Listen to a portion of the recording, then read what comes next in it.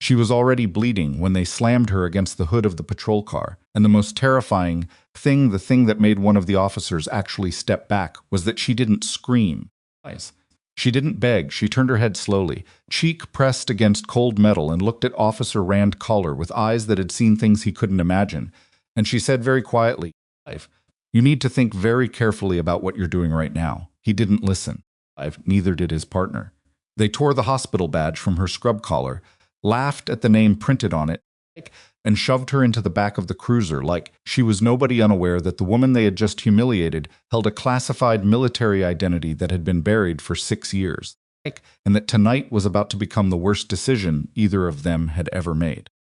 If you're watching this for the first time, I want you to stay with me until the very end, because this story goes somewhere you won't expect. If it moves you, hit that subscribe button, give it a like, and drop a comment telling me what city you're watching from. I want to see how far this story travels. The city of Callaway wasn't the kind of place where things happened, and that was exactly why Nora Voss had chosen it. She had driven into Callaway 4 years earlier with 2 duffel bags, a sealed records file she was legally prohibited from discussing, and a job offer from Maple Crest General Hospital that she had applied for under her civilian name. The license was real.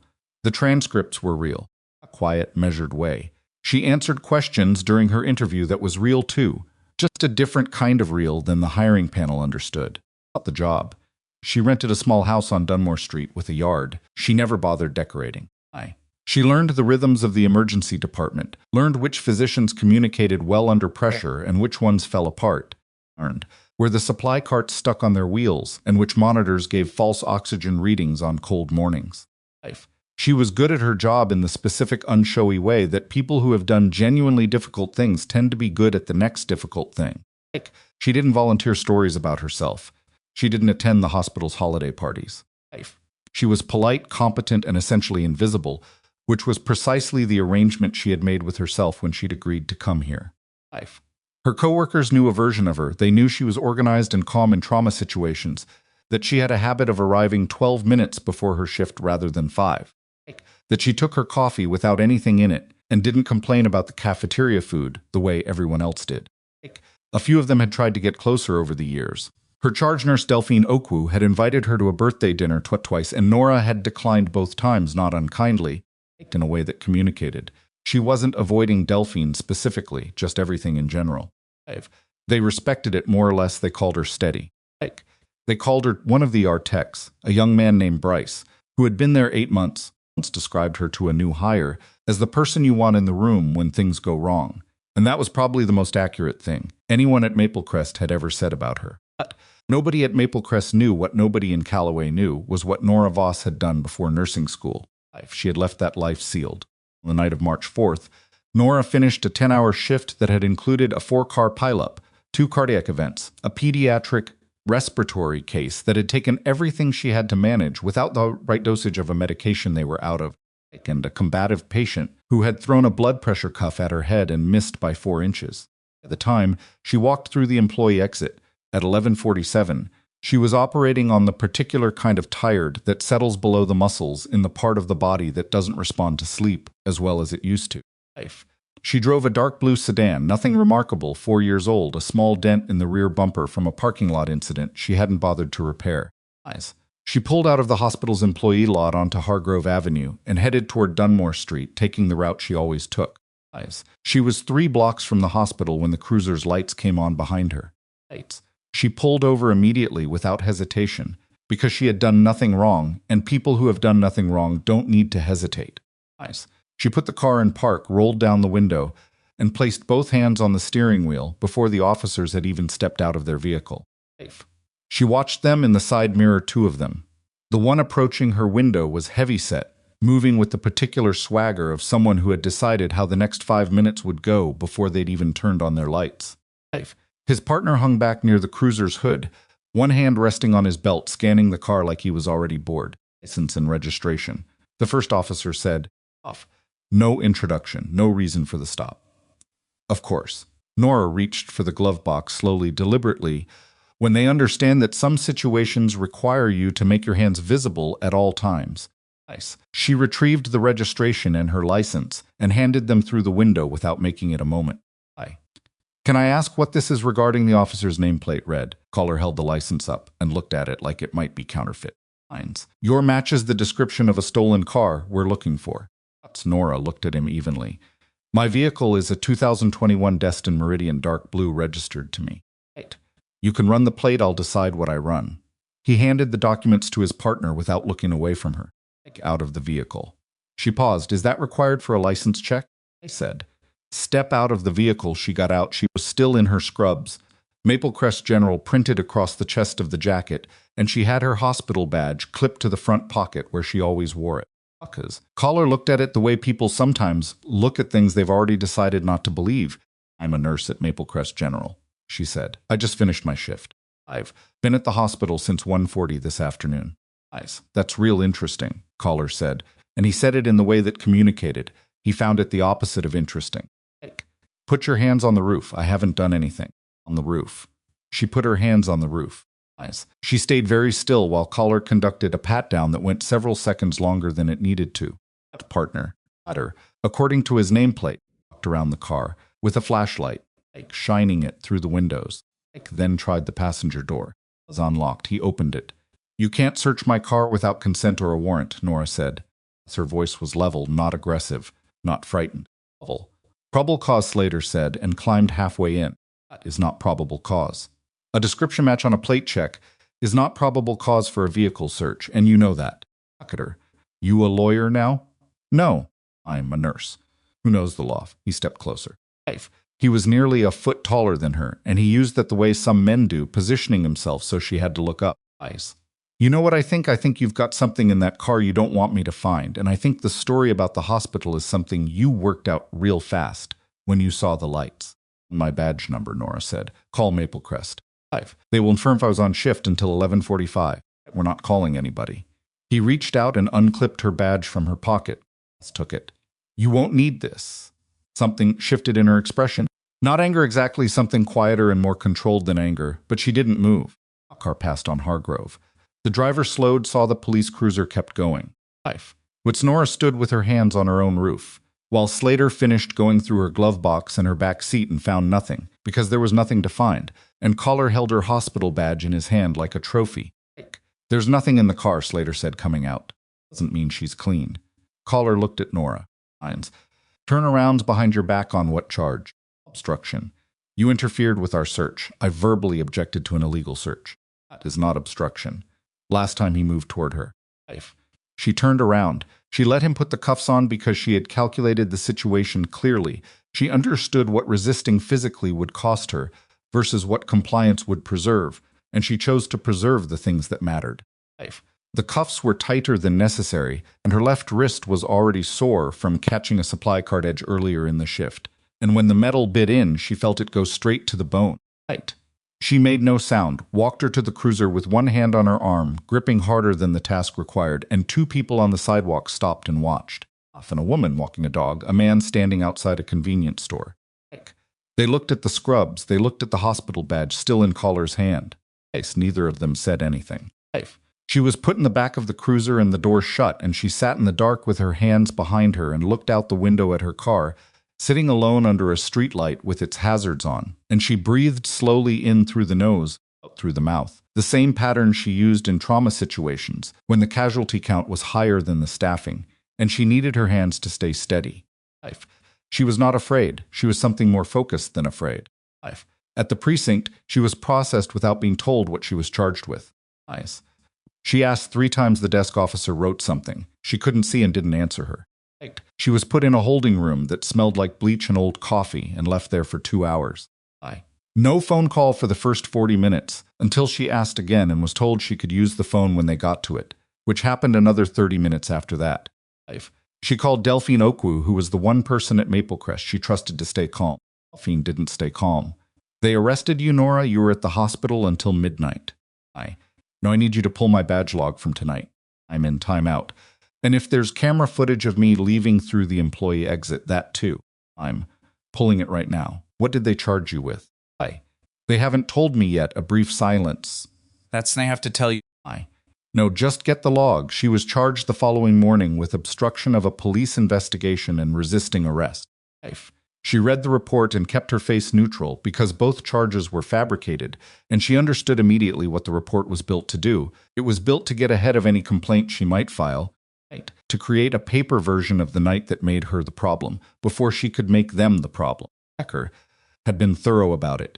His statement described her as uncooperative, aggressive, and suspicious from the first moment of contact.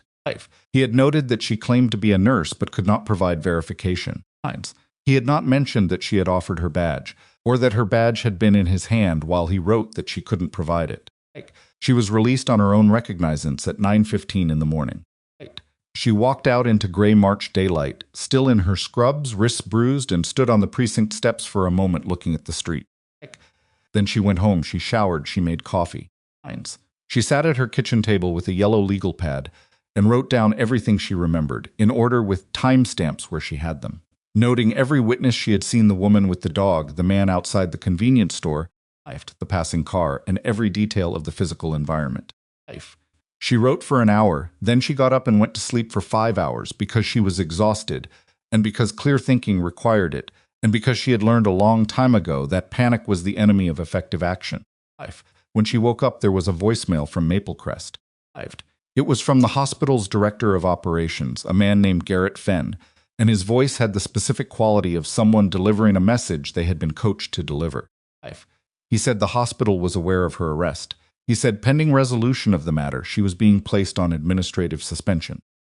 He said her access badge would be deactivated effective immediately. He said, and this was the part she listened to twice, that the hospital was cooperating fully with law enforcement regarding the incident. Nora set the phone down. She stared at the wall for a long moment. Then she picked up the legal pad and added Fenn's name to the list. She spent the following 2 days doing very little that was visible. She went to the grocery store. She returned library books. She walked the neighborhood at odd hours, not because she needed the exercise, but because movement helped her think. She filed no immediate complaint with the police department. She made no statement to anyone about the arrest. The ER staff at Maplecrest, who had heard through Delphine what had happened to her questions, she mostly didn't answer. Local news blog ran a three-line item: Maplecrest arrested following traffic stop, hospital cooperating with investigation, that she read once and closed. She knew what Collar and Slater expected. They expected her to fight in the ways available to people who looked like what they thought. She was a quiet civilian nurse, with no particular leverage, who would either file a grievance that went nowhere or hire a lawyer she probably couldn't afford and run out of steam in 6 months. They expected her to make noise in the wrong channels, grow tired, and eventually accept a quiet dismissal of the charges in exchange for going away. They did not know what she had done for the 6 years before she became a nurse. They did not know about the sealed records. They did not know that the hospital badge they had dismissed without a second look had a secondary classification embedded in its ID system that she had requested through a specific federal channel when she took the Maplecrest job, a classification. Invisible to civilian database queries, but readable by anyone with the right clearance, and that she had put it there, not because she expected to ever need it, but because she had learned in her previous life that you prepared for the situations you hoped would never happen. She was preparing now. On the third night after her arrest, she was sitting at the kitchen table with her laptop when the emergency alert hit every phone in the county simultaneously. She looked at the notification, then she opened the scanner app she kept installed out of habit and listened for 40 seconds. Then she closed the laptop, stood up, and went to her bedroom closet. She kept a separate bag, not a go bag in the obvious dramatic sense, nothing, no tactical gear, no weapons. Just a bag she had packed when she moved to Callaway that contained the things she might need if the world changed. Her sealed federal ID, a charged satellite phone, a medical kit that went beyond what a civilian nurse would typically carry, and a laminated contact card with 4 phone numbers, written in a cipher that looked like nothing to anyone who didn't know the key. She picked up the bag, she went back to the kitchen, put on her jacket, and walked out to her car. 4 miles northeast of Dunmore Street, a facility called the Callaway Regional Transit Authority Maintenance Depot had just exploded. Not an accident. The first scanner reports were already sorting themselves into competing explanations: gas line, electrical unknown cause. But she had listened to 40 seconds of it, and she had heard the description of the blast pattern, the reports of multiple secondary detonations, and the very specific way the dispatcher was describing the structural damage to the southeastern quadrant of the facility. She had heard similar descriptions before in a different country, in a different context that she was not permitted to discuss. And she knew that what had just happened 4 miles from her house was not a gas line. She drove toward the smoke. The scene when she arrived was controlled chaos in the specific way that mass casualty events always were in the first 20 minutes, fire department establishing perimeter, police pushing civilians back, ambulances, staging with nowhere to go yet, because triage hadn't started. She saw at least 40 people in various states of injury on the far side of the fence line. 2 appeared to be in serious distress. She saw no organized medical response, yet only 2 paramedics overwhelmed by the number of people calling to them at once. Got out of her car. She walked to the perimeter tape. A uniformed officer held up his hand. "You need to stay back. I'm a nurse." She held up her suspended maple crest badge because it was all she had and because it was still true. "I have trauma training. You need triage right now." The officer looked at her. He looked at the 40 people behind him. Muffins. He lifted the tape. She went in. What followed was 45 minutes of work that she could not have intuitively explained to anyone who hadn't been through something similar. She moved from person to person with the badge clipped to her jacket, assessing, prioritizing, directing the 2 overwhelmed paramedics toward the cases that couldn't wait, and away from the cases that could. She found a man with a penetrating wound to the chest that had been missed because he was sitting upright and talking. She stopped the bleeding with materials from her bag and stayed with him until the next ambulance arrived. She identified 2 blast lung cases by listening to the breathing patterns of people who appeared relatively uninjured. She managed a woman in shock who had been sitting against a chain-link fence being told she was fine. She kept moving. At some point, she became aware of vehicles arriving that were different from the fire department, and police cruisers, dark, unmarked SUVs with specific antenna configurations. She noted them. She kept working. She was crouched next to a man in his 50s, assessing a fracture pattern in his left arm when she heard boots stop behind her. She didn't look up immediately. "Triage is working left to right priority," she said. "If you're looking for who to take first, I am." The voice was controlled, deliberate, with the specific flatness of someone trained to strip emotion from high-pressure communication. Up. She looked up. There were 3 of them. The one who had spoken was wearing plainclothes, dark jacket, no insignia visible, earpiece. But she recognized what he was the way you recognize a language you used to speak. She stood up slowly, not because he'd told her to, but because she had decided to. He looked at her badge. Something shifted in his expression, not confusion, something more like verification. "Often are you Nora Voss?" She met his eyes. "That depends on what context you're asking in." He reached into his jacket and showed her a credential that had nothing to do with local law enforcement, and when she saw the agency's insignia, she felt something settle in her chest that had been braced for 3 days. "We need your assessment of this scene," he said. "What we're looking for specifically is my southeast quadrant was the primary detonation point," she said before he could finish. Secondaries were staged approximately 40 seconds apart, which means this was triggered remotely with a sequenced device. "The pattern matches something I've seen documented in operational intelligence from a context I can't name to you without proper clearance verification. The injuries I've treated are consistent with a confined blast event, not a pipe failure. 3 of your injured personnel," she nodded toward the ambulance loading area, "have shrapnel patterns suggesting proximity to the primary device. If you want to reconstruct the blast radius, you start from the body positioning of those 3. The agent stared at her for a long moment. "How do you know about our personnel?" he said carefully. "How do you know which of the injured are ours?" She looked at him with the particular patience of someone who had answered similar questions in more difficult circumstances. "Because 2 of them are still favoring their weapon side, even while they're being treated, and one of them is making eye contact with your team lead every 45 seconds to confirm they shouldn't be talking. I've worked with people trained the same way now." She looked back at the scene. "Do you want to discuss credentials somewhere private, or do you want to keep losing evidence while we stand here?" The agent turned to the woman standing at his left. Ian gave a single nod. He turned back to Nora. "I'll need you to come with us."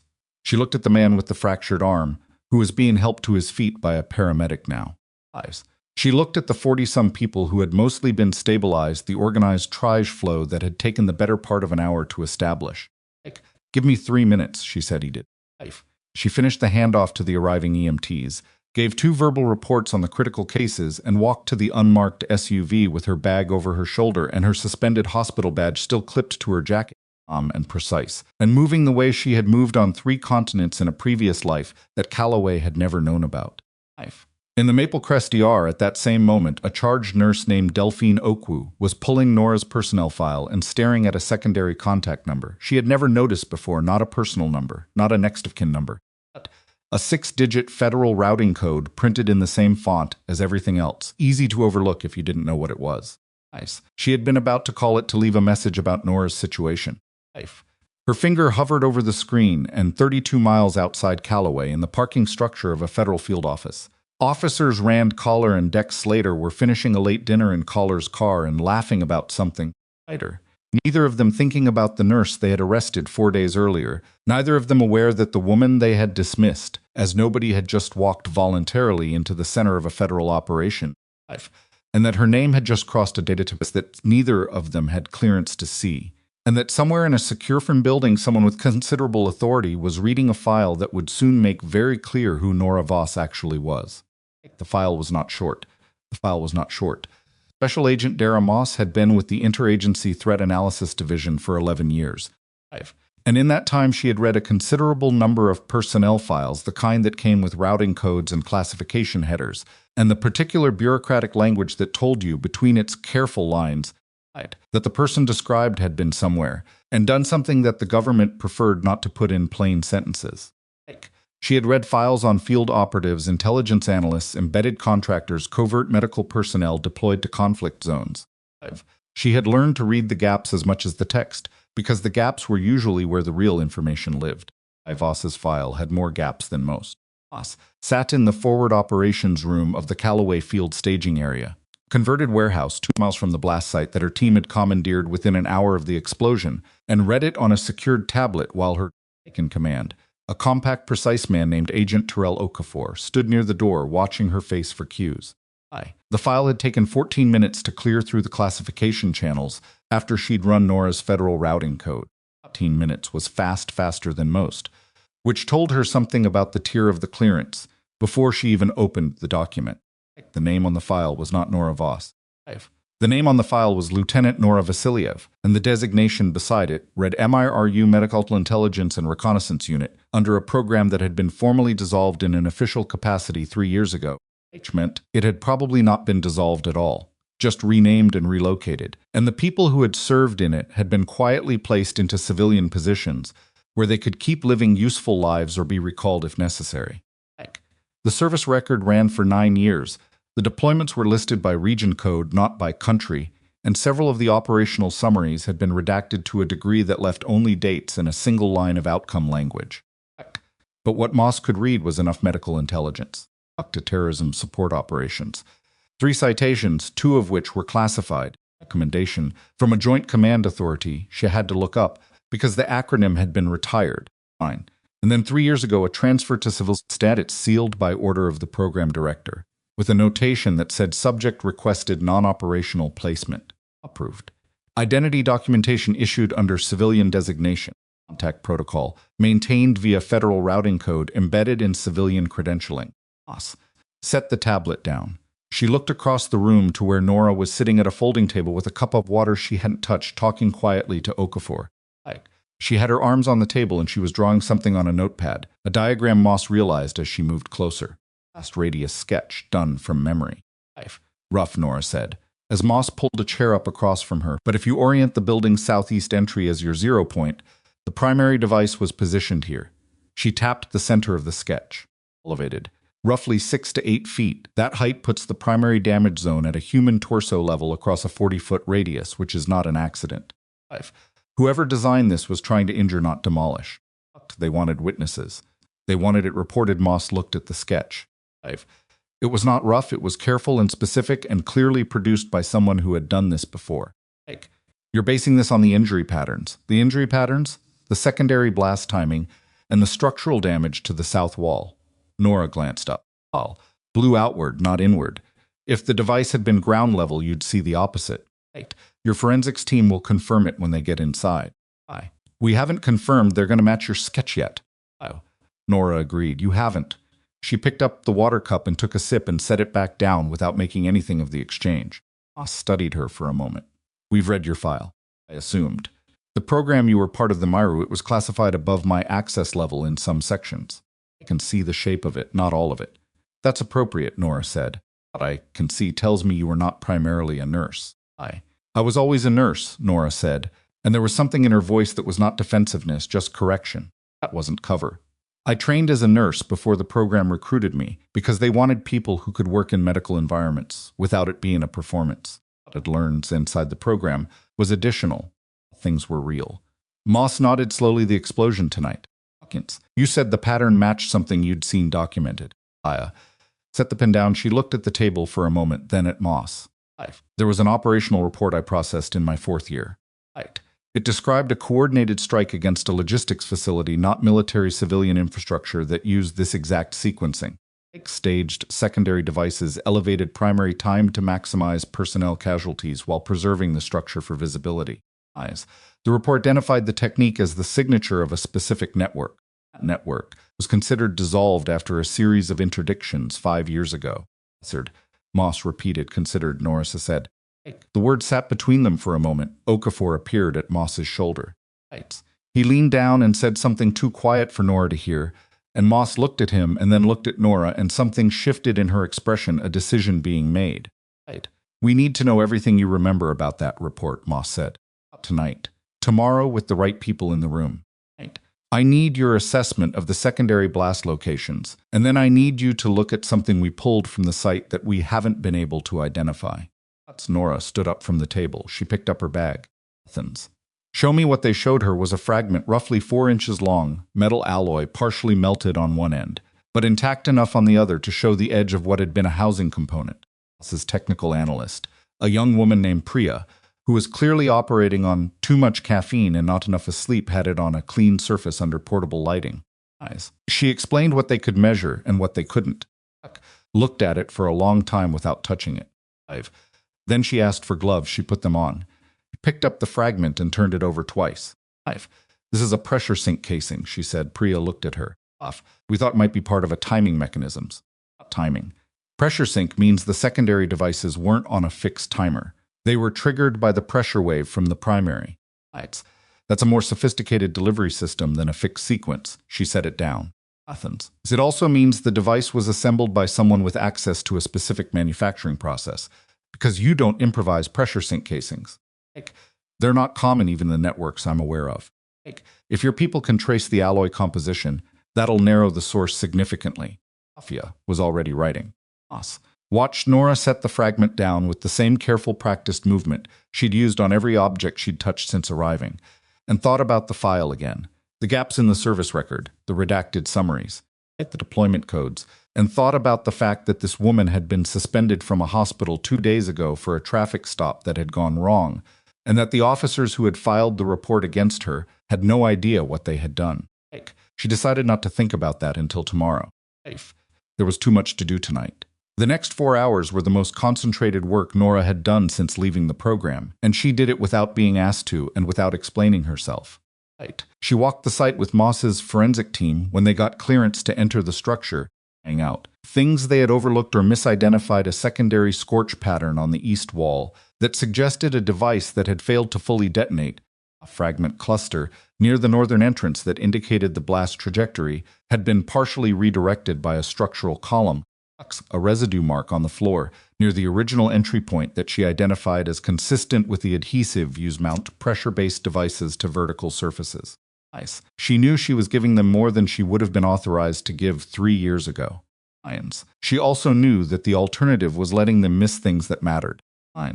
Around 3 in the morning, she sat down on a chunk of broken concrete near the east wall and pressed her hand against her left wrist, which had been aching since the cuffs the night of her arrest, and allowed herself 30 seconds of being tired.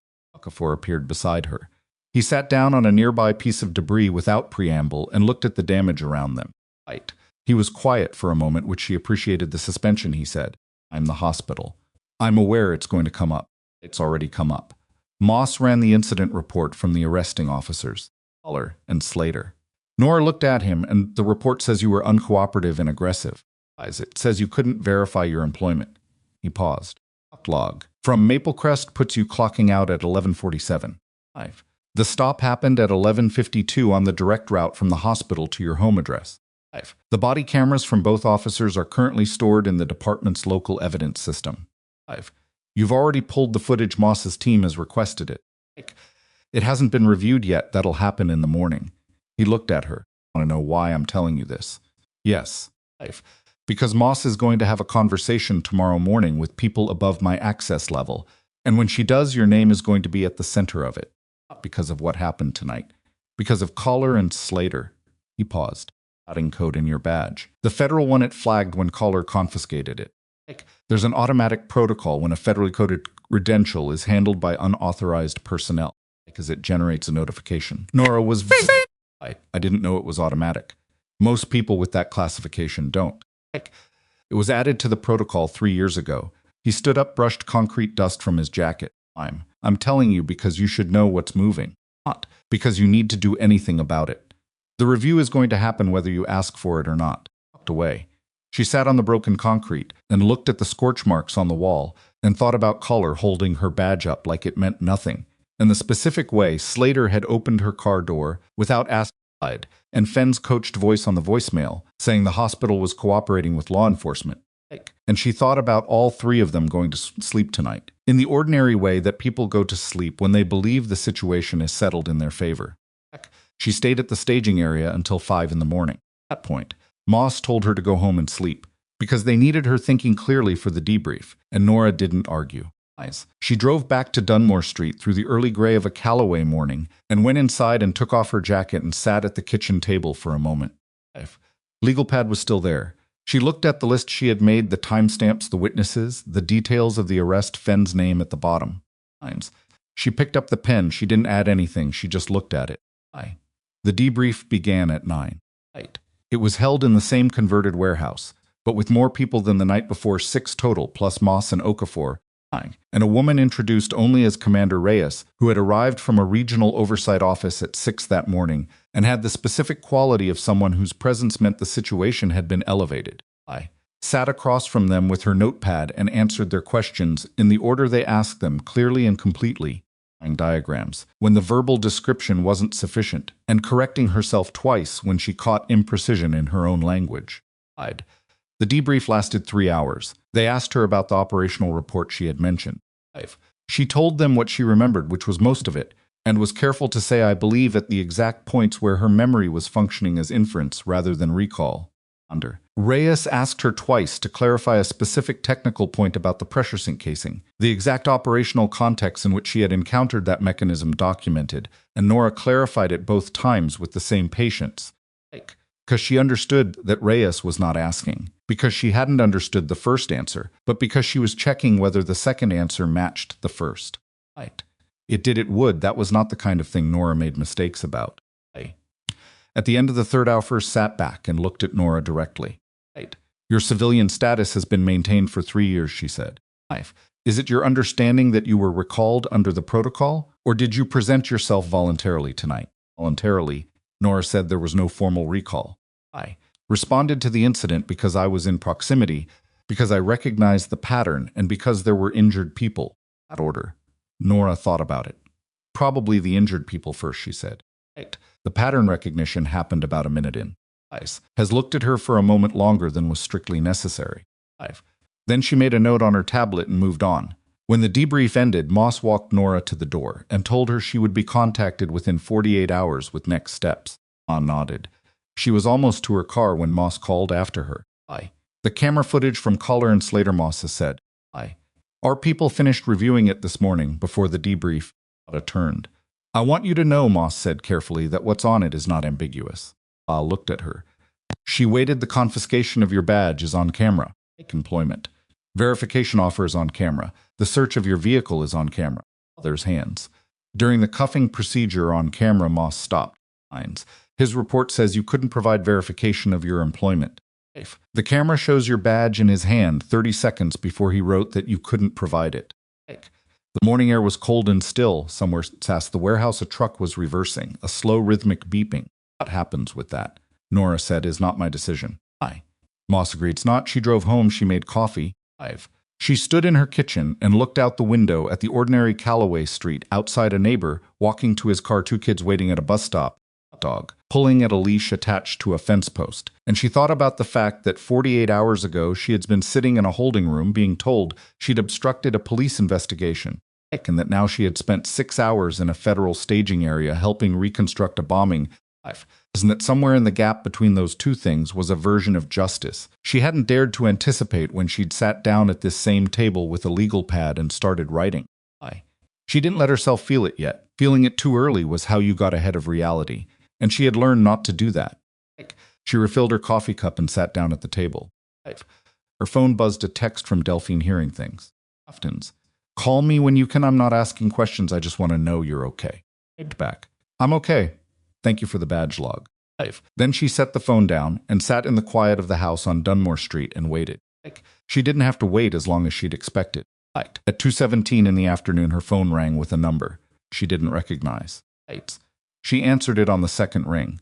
The voice on the other end was male, measured, and identified himself only as a legal affairs coordinator from the Federal Oversight Division.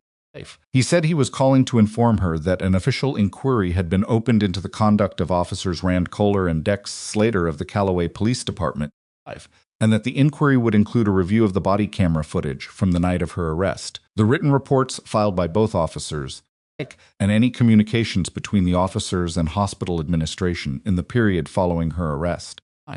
He said this carefully in the tone of someone reading from a script that had been reviewed by lawyers. Then he asked if she had retained legal representation. Not yet, she said. You may want to, he said, not because you're under investigation, but because you're going to be in the middle of one. And having someone in your corner as he paused, slightly off-scripted, it'll make things easier. Thank you, she said. She hung up and sat for a long moment with the phone in her hand. Then she picked up the legal pad and crossed out the word pending that she had written next to Fenn's name and Kohler's name and Slater's name. She didn't write anything in its place. She didn't need to. Callaway, PD. At that same moment, Officer Rand Kohler was reading an email on his department computer from the Internal Affairs Review Office, and the particular way his face changed as he read it, the specific draining of color. The involuntary stillness was observed by a shift sergeant, who would later describe it as the look of a man who had just understood that something he believed was buried had been dug up. Later. Got his email 12 minutes later. He read it 3 times. Then he picked up his phone and called Kohler, and the call went to voicemail because Kohler was already on the phone with someone else, a number that, if anyone had been tracing his outgoing calls that afternoon, it would have led to a direct line in the office of Garrett Fenn, Director of Operations at Maplecrest General Hospital, who answered on the first ring and said before Kohler could speak, I already know. Fine. Don't say anything on this line, Kohler lowered his voice. How did was a traffic stop? I said. Don't Fenn, cut him off. I'm getting legal on the phone tonight. Until then. You don't talk to anyone. The camera footage. I know about the camera footage. Then you know what's on it. Long silence. Go home, Fenn said. Don't talk to your partner. Don't talk to anyone at the department. Go home and wait. Ended. Kohler sat at his desk for a moment, looking at the email still open on his screen. Then he looked around the bullpen at the other officers, none of whom were paying him particular attention, none of whom knew yet what was sitting in their colleagues' inbox. And he thought about the nurse he had put in the back of his cruiser 5 nights ago, the scrubs, the hospital badge he had held in his hand. Her voice saying, you need to think very carefully about what you're doing right now. And for the first time since that night, he thought about it seriously. On the hall, from where Kohler was sitting, in a small meeting room that the department used for administrative reviews, a detective named Alvaro Sen was opening a thumb drive that had been delivered by a federal courier 40 minutes earlier. On the drive were 2 files.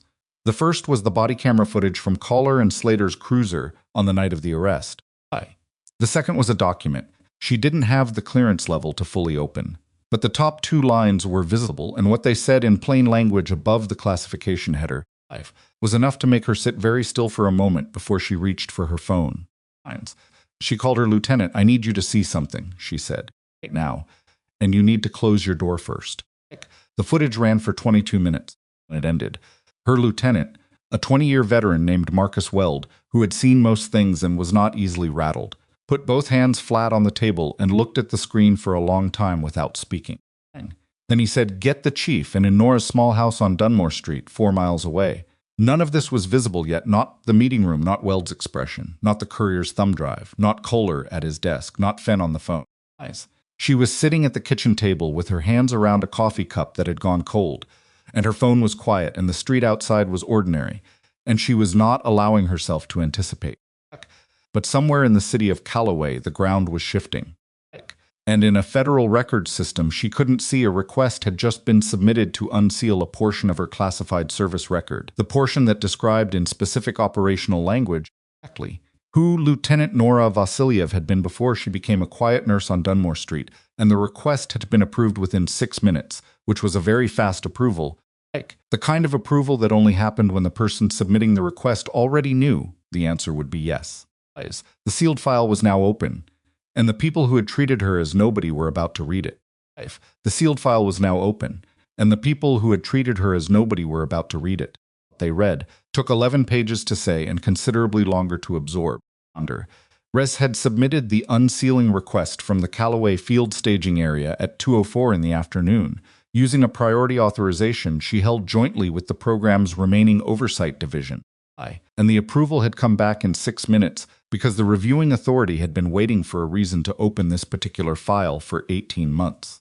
Nora's file, specifically the Meyer U program files broadly, which had been under a quiet secondary review since a pattern of unresolved network activity had begun appearing in agency intelligence summaries the previous year. File intersected with that review in ways that the original sealing order had not anticipated, because the original sealing order had been written in a different security environment, and the network she had helped identify was considered inactive.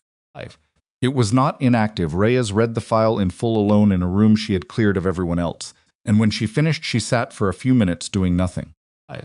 Then she called a number she kept in a physical notebook, not a phone contact, and had a conversation that lasted 4 minutes and involved more silence than words. It ended. She put the notebook away, picked up her tablet, and went to find Moss. Moss was in the main operation space reviewing blast site photographs when Reyes came through the door. She read Reyes's expression before Reyes said anything, which was a skill she'd developed over 11 years of watching people enter rooms with bad news. How complicated is it? Moss said. Complicated enough that I need you to set up a secure call with regional command in the next hour. Reyes set the tablet on the table. And I need you to look at these. She had pulled 6 operational summaries from the MIRU archive documents that had been cross-referenced in Nora's service record, now that the record was open.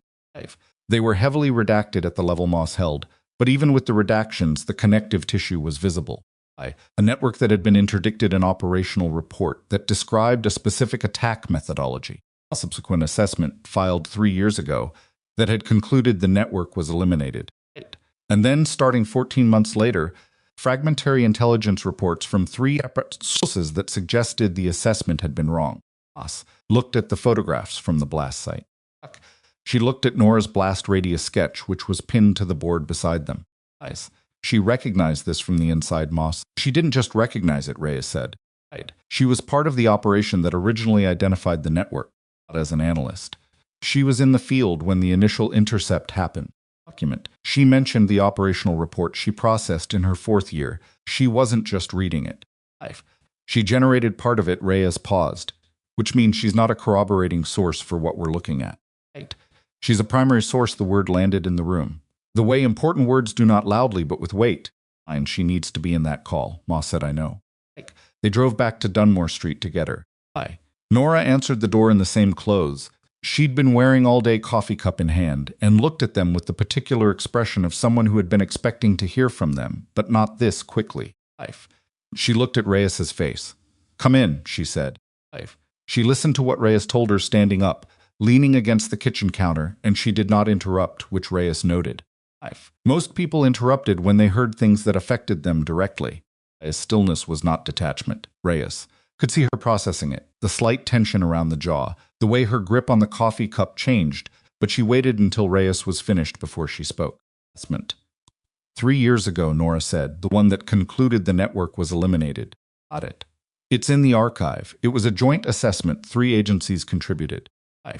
Reyes told her. Nora set the coffee cup down. 2 of those agencies were working with information I provided, she said. A third was working from independent signals intelligence. She was quiet for a moment. The third one's assessment was the most conservative. The other two relied heavily on my field report and post-operational analysis.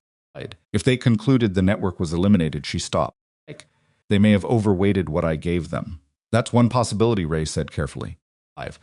Or the network anticipated the assessment and structured the post-operational period to confirm it. She looked at the table, which is more sophisticated than what they showed previously, but not impossible if the leadership had changed. She picked up the coffee cup again. How long ago did you start seeing the fragmentary reports? 18 months. And the blast night is the first overt action. First. Nora was quiet again. Reyes waited. All right, Nora said finally. She set the cup in the sink. It's the call. She was in the secure call for 2 hours and 7 minutes, and it was the most pressure she had felt in 3 years. Not because of the content, but because of the room, or rather the absence of a room, which was somehow worse. 6 voices on the call, 2 of which she recognized, 4 she didn't. Nice.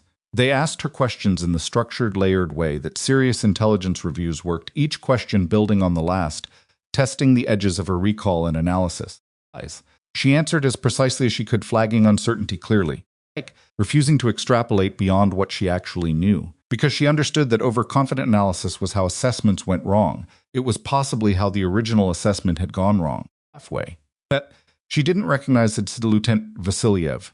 Your civilian placement was approved on the condition of non-disclosure. You've now disclosed operational details in the past 24 hours to Special Agent Moss at the blasted site, and in this call. Can you explain your reasoning? She had been waiting for this. The first disclosure was driven by the immediate medical and forensic situation at the blast site, she said. People were injured and evidence was degrading. In my judgment, the operational relevance outweighed the non-disclosure protocol under those specific circumstances.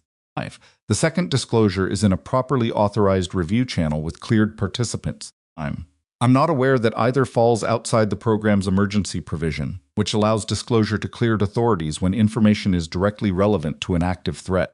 A pause. The emergency provision requires a threat determination by a senior cleared officer before disclosure is considered authorized retroactively.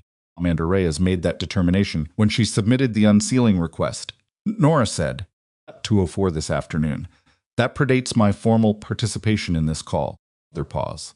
That's correct, Reyes said, from somewhere on the call, with the careful neutrality of someone who had just watched a move played well. Questioning continued, but the edge of it had changed. She answered the remaining questions with the same precision as before, and when the call ended, she sat for a moment in the chair she'd taken in the corner of the staging room they'd used, elbows on her knees, let herself feel the fatigue that she'd been holding off for about 36 hours. Okafor brought her a sandwich from somewhere and set it on the chair beside her without comment.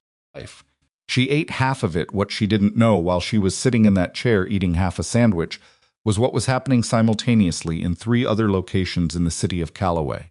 Callaway PD. Chief Marietta Bosch was in her office with the door closed, and Lieutenant Marcus Weldensenix from her, and between them on her desk was a printed summary, not the full file, just the 2 readable lines above the classification header, and a separate 1-page brief that had been prepared by the Federal Liaison Office and delivered to her building at 5:40 that afternoon. She read it twice. She asked Weld 2 questions, both of which he answered without editorializing, because he had been in this job long enough to know when to edit and when not to. Pull their assignment records for the past 8 months, she said. Everything. Traffic stops, use of force incidents, complaint history. I already pulled it, he said, before I came to you. On the desk. She looked at the top page. How many complaints? She said. 11, he said. A caller, 6 for Slater. 3 of the caller complaints involve allegations that are structurally similar to what's on the camera footage from the Voss arrest. Nice. She was quiet. There were also 2 prior incidents involving report language that subsequent review found inconsistent with evidence, he said. Were closed administratively. She looked up. Eyes. By whom, he told her. She closed her eyes for a moment. Get legal on the phone, she said, and get me the union rep, because I want to do this by the book. She paused. Then get me Callers and Slater supervisors from the past 2 years. I want to know who knew what. Across town in a different building, Garrett Fenn was on the phone with a hospital board attorney, and the conversation was going badly. The attorney had seen the federal inquiry notification and had spent the previous hour reviewing Maplecrest communications records for the period following Nora's arrest, and what he had found in those records was a problem specifically. 5. Two emails between Fenn and a police department administrative supervisor that contained language suggesting a degree of coordination on the suspension decision that went beyond what Fenn had described to the attorney 30 minutes ago. Again. What you told the department when they contacted you after the arrest. The attorney said. I told them we were cooperating with the investigation, Fenn said. And did you initiate contact with anyone at the department regarding the status of Miss Voss's employment before the suspension decision was made? A pause. There was a conversation, Fenn said, with who? Another pause. Long the attorney's voice when he spoke again was very controlled. Mr. Fenn, I need you to tell me everything right now tonight, because what I've found in these emails suggests that your suspension of Miss Voss was not made in response to department procedure. Was made in response to a request from a police officer whose arrest of Miss Voss is now under federal review. If that's accurate, then your exposure here is considerably more than administrative. I did not immediately respond. How much more? He said finally. The attorney told him. The call lasted another 40 minutes, and by the end of it, Fenn was sitting in his office with the lights off. And the expression on his face was one that the building's overnight security guard would have found alarming if he had happened to pass the office window. But nobody passed, and Fenn sat alone in the dark making calculations that had run out of favorable outcomes. At the staged operations area, Moss received a call from her forensic team at the blast site. She stepped away to take it and came back 3 minutes later and found Nora still in the corner chair, looking at something on her notepad. The alloy analysis on the fragment came back, Moss said. Aka looked up. It matches a composition documented in 2 previous confirmed incidents, both international, both attributed in classified reporting to the network you identified in your operational report. Moss sat down. Your sketch of the blast radius was accurate to within 2 meters at every point. The forensic team is using it as the working model. Good, Nora said. That's not the part I came over to tell you. Alpha waited. We found a secondary site, Moss said. Not at the depot. Somewhere else in Callaway. The city's infrastructure monitoring system flagged an anomaly 3 hours ago in a utility corridor under the Linden Street Transit Hub. Our team went in 20 minutes ago. They found a device. She paused. It hasn't detonated. They believe it's a contingency placement if the depot strike hadn't achieved its intended effect. This was the backup. Transit Hub. Nora knew the building a major passenger transfer point, 12 hours a day of civilian foot traffic, thousands of people. Forward. Has it been secured? The EOD teams is there now. There's a complication, Moss looked at her. The device configuration is something our EOD lead hasn't seen before. He can identify the housing type because it matches the fragment you analyzed. But the internal configuration, the specific way it's been assembled, he's not finding a match in the standard documentation. You're not EOD certified. I know what I am, Nora stood up. Show me the photos or take me there. The pressure sink casing I identified tonight, I've seen the assembly documentation for it. It was in the operational archive from the original Mayur report. If the internal configuration matches what I remember, your EOD lead needs that information before he starts working on it. Because the disassembly sequence for a standard pressure device and a pressure sink device are not the same. And if he starts with the wrong sequence... She stopped. She didn't need to finish the sentence. Moss looked at her for 3 seconds. Then she stood up and reached for her jacket. I'll take you. They drove to the transit hub without sirens, because the area around it hadn't been publicly evacuated, yet the EOD team was working quietly to avoid triggering a panic, which meant the streets around the hub still had ordinary evening traffic and pedestrians, who had no idea what was in the corridor, 12 feet below the sidewalk they were walking on. A man named Carver met them at the utility entrance, with a face that communicated exactly how much he didn't love having a civilian brought to an active device site, and Nora understood that and didn't take it personally. I'm not here to touch anything, she said. I need to look at the configuration photos and tell you what I know about the assembly documentation. That's it. Carver looked at Moss. Moss nodded. He handed Nora his tablet. She looked at the photos for 90 seconds. She scrolled through them twice. She handed the tablet back. The primary initiator's on the left side of the housing, she said. The right, where a standard pressure device would put it. If you approach it from the right with the standard disassembly protocol, you'll contact the secondary trigger before you've neutralized the primary. She paused. That's probably intentional. It's designed to defeat standard EOD procedure. Carver looked at the photos. He looked at her and the correct approach. Primary initiator first, from the left side. But there's a thermal element in the pressure sink casing, that I'm not seen it documented, but I don't know the specific configuration for this assembly. Whether the thermal element is active or passive will affect what you do after you've neutralized the primary. She met his eyes. I can tell you what the documentation said. You'll need to judge whether it applies to what you're seeing. Hi, he said. She told him it took 4 minutes. He asked 2 questions, both specific and technical, and she answered them as exactly as she could. Flagging once went to where her memory was inference. He listened without interruption, and when she finished, he looked at the photos again for a long moment. All right, he said. He looked at Moss, get her back from the entrance. Aya let herself be walked back to the utility entrance door. She stood in the narrow access corridor with Moss beside her and listened to the sound of Carver and his team working somewhere below, muffled by concrete and distance. And she did not allow herself to think about the transit hub above, and what it would mean if Carver's assessment of her information was wrong, or if her memory of the documentation was off in the specific way that mattered most. She stood very still and focused on what she could hear and what she could do, which at this moment was nothing, which was one of the harder conditions to endure. It took 22 minutes. When Carver came back through the access door, his team behind him, his face showed something that wasn't quite relief, but was adjacent to it, the specific quality of a person who had done the difficult thing and come out the right side. Face is neutralized, he said. He looked at Nora. Primary initiator was exactly where you said. He paused. An element was passive, good call, flagging it. She nodded.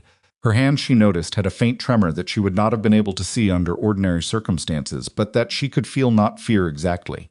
Retroactive tension, releasing in a body that had stayed controlled past the point where it was easy to. Moss put a hand briefly on her shoulder, not a gesture Moss had made before, and she probably did not make it often, and then moved to debrief her team. On the drive back to the staging area, Nora sat in the passenger seat and watched the city pass outside the window and thought about the transit hub above the corridor, and the 12 feet of concrete between the device and the sidewalk, and all the people who had walked over it tonight without knowing.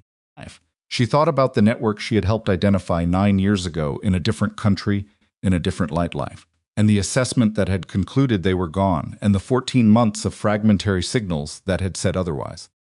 She thought about the fact that she was sitting in a federal vehicle helping reconstruct an active terrorist operation while simultaneously suspended from her job as a nurse on the basis of a falsified police report.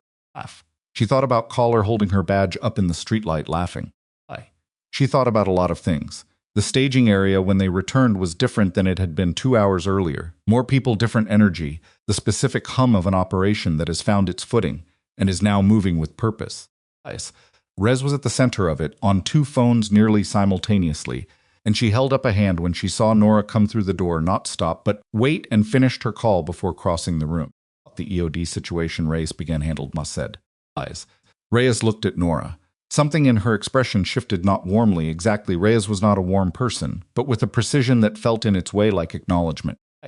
We have a development, Reyes said. The analysis team ran the blast site evidence against the network's known operational structure from your MRU report.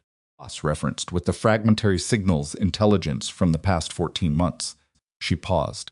Later, we have a high-confidence identification of the network's current operational coordinator, who wasn't in the original network structure. Someone who appears to have taken over leadership after the interdictions. Reyes told her the name. Nora was very still. You know that name, Reyes said. It was not a question. He was a secondary figure in the original network, Nora said slowly. Oh, enough profile that the original interdiction assessment didn't prioritize him. He was in the report. My report as a supporting act characterized him as operationally limited. She stopped. I may have been wrong about that. You were working with the information available to you at the time, Reyes said. Yes. She paused. Where is he now? That's the question. Reyes looked at her steadily. I need to ask you something. She took a breath, a small thing visible, mainly because Reyes was not someone who visibly breathed before difficult questions.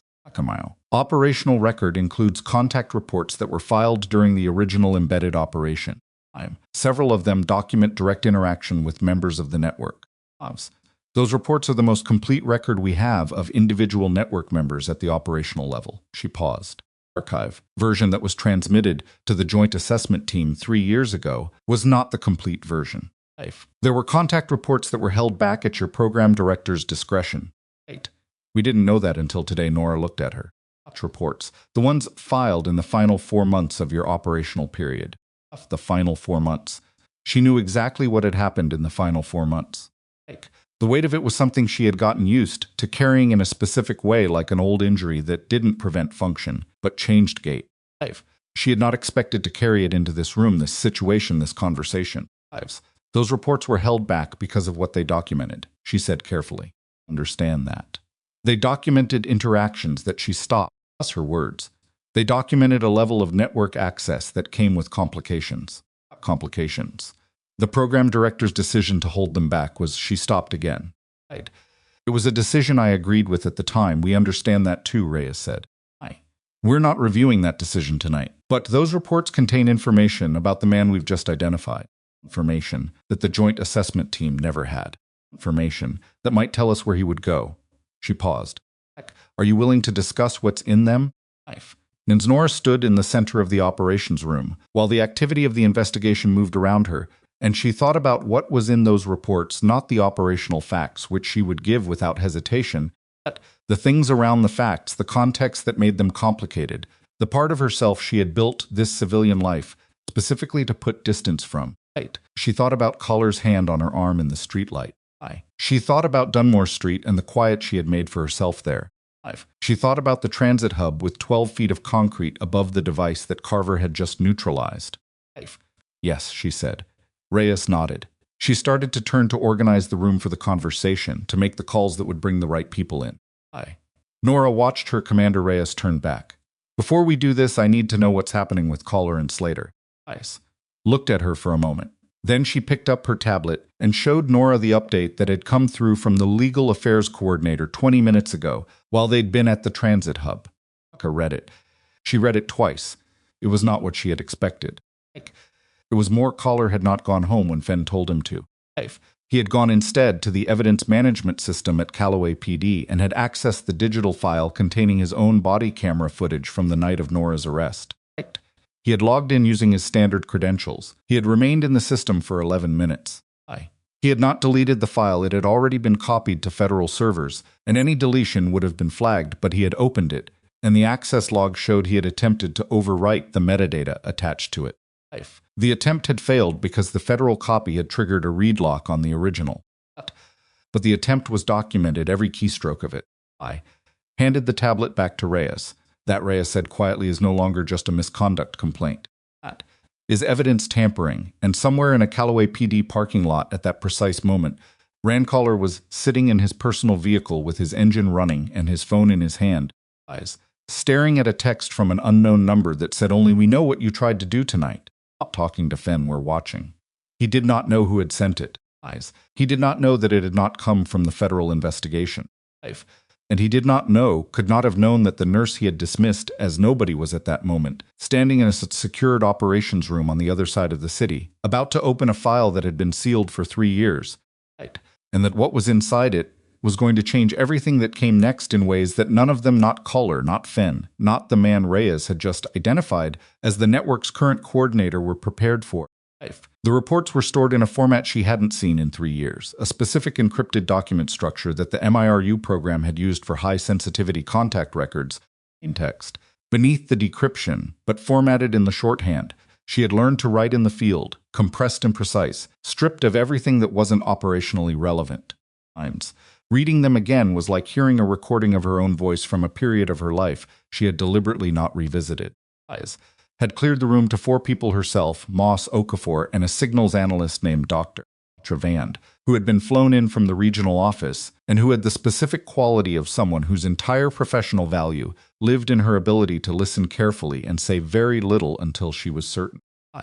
Nora sat at the table with the decrypted reports on the tablet in front of her and walked them through it methodically. The way she did everything in order, flagging inference clearly, when she needed to be precise about a word choice, because in this context word choice was the difference between useful intelligence and noise that sounded like intelligence. The final 4 months of her operational period had begun with a decision her program director had made without fully consulting her, which had been one of his consistent habits, and one of the reasons she had eventually chosen to leave the program when leaving became an option. He had assessed that her embedded position within the network's medical support structure, she had been placed as a field medic attached to a logistics cell, cover that used her actual skills rather than inventing fictional ones, had reached a level of access that warranted extending the operation beyond its original timeline. She had disagreed. She had filed the disagreement in writing, which was in the unsealed record, and had been overruled, which was also in the record. She had stayed because leaving abruptly would have compromised both the operation and the people within the network who were not operationally significant and whom she had come to know as human beings rather than targets, which was an occupational hazard of embedded work that the program's trainers had warned about and that she had not fully believed until it happened to her.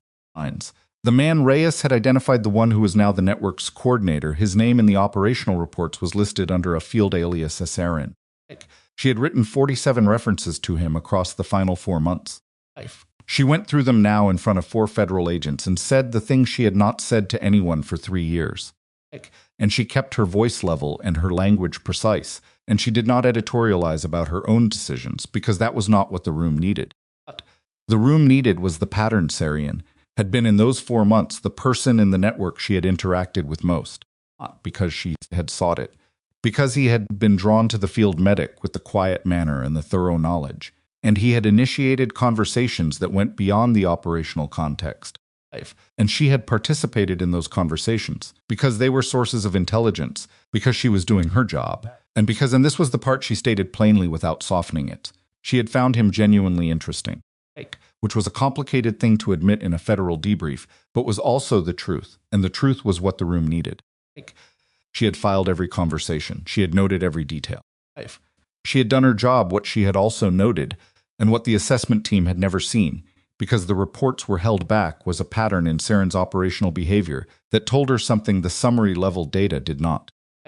He was methodical in the way that people who have survived by adaptation are methodical, not following a fixed protocol, but reading environments and adjusting.